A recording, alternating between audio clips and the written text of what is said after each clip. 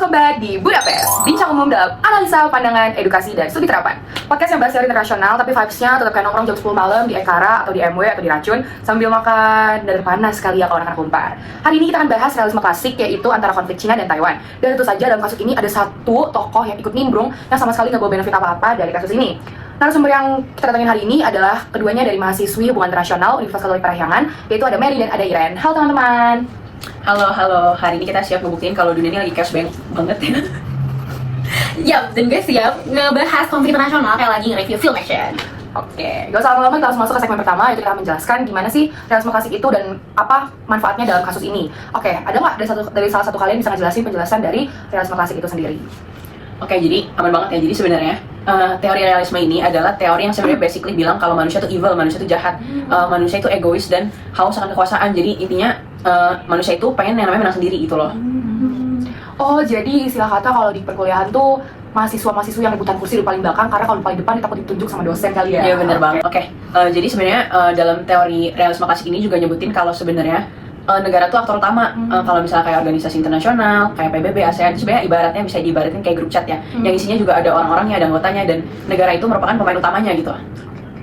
Dan dunia itu anarki guys, gak ada politik internasionalnya, terus negara tuh bisa bergantung sama ya negara masing-masing. Kalau berkata tuh kayak kos-kosan kali ya. Kalau misalnya kalau ikut mati lampu, yang punya Gen Z dia menang kayak gitu.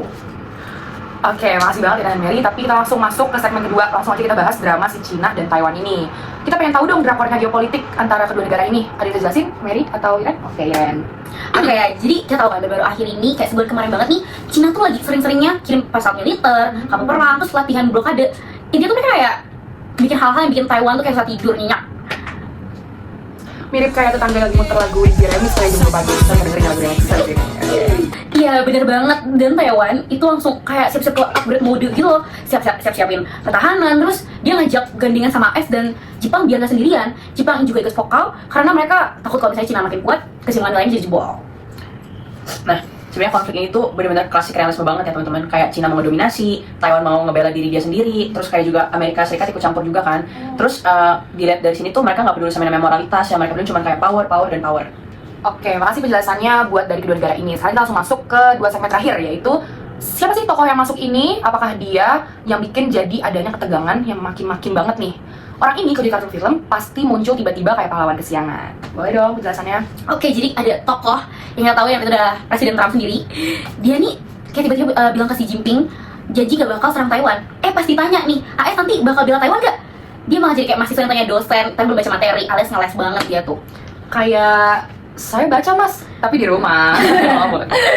Bener banget tuh. Dan menurut realisme ini sendiri tuh ucapan ambigu yang kayak gitu bahaya banget tau gak sih? Kayak negara lain tuh jadi bingung sebenarnya AS ini arahnya mau kemana, dukung siapa? Kayak Cina makin jadi seenaknya, terus Taiwan juga makin takut, dan Jepang juga makin jalan-jalan sendiri kan? Iya bener banget, intinya ya Trump itu ibaratnya tuh kayak orang yang gak nembak peluru ya, tapi omongannya udah bisa bikin setiap beberapa kawasan tuh anxiety attack banget. Oke, jadi sebenarnya kedatangan si tokoh ini, sebut aja namanya ya, males banget. Trump ini datang ke konflik Cina dan Taiwan, tapi nggak ada benefitnya sama sekali, nggak membawa dampak yang positif buat kedua negara ini. Oke, dan kita sekarang udah masuk ke segmen terakhir, yaitu kesimpulan dari teori realisme klasik. Wrap it up, apa yang realisme klasik ajarin ke kita? Oke, jadi sebenarnya basically simpelnya adalah yang pertama, realisme itu mengajarkan kalau misalnya manusia itu punya namanya kecenderungan jadi animus dominandi, yaitu mau yang namanya naluri pengen nguasain orang lain. Kayak misalnya aku belajar di kimia, dosen aku tuh pernah bilang kalau misalnya manusia tuh emang cenderungnya pengen menang. Kayak misalnya kita jalan di jalan tol, terus ada yang nyelip kita, jadi kita otomatis pengen ngebut dan ngejar orang itu kan. Nah itu yang realisme masuk tuh, intinya manusia itu animus dominandi. Nah, dan yang kedua tuh ada self help. Jadi negara harus intinya menolong negara dia sendiri karena dia harus memperkuat negaranya juga kan. Yang ketiga ada yang namanya balance of power. Nah, menurut realisme itu balance of power itu penting banget karena dengan adanya balance of power, dengan keseimbangan kekuatan, negara tuh nggak akan saling mendominasi yang lain gitu. Ya bener banget, dan konflik Cina-Taiwan terus dengan kedatangan si Trump ini sendiri itu merupakan contoh nyata nih guys dari mengenai negara yang mengejar power mereka masing-masing atau kekuasaannya. Jadi bukan drama personal.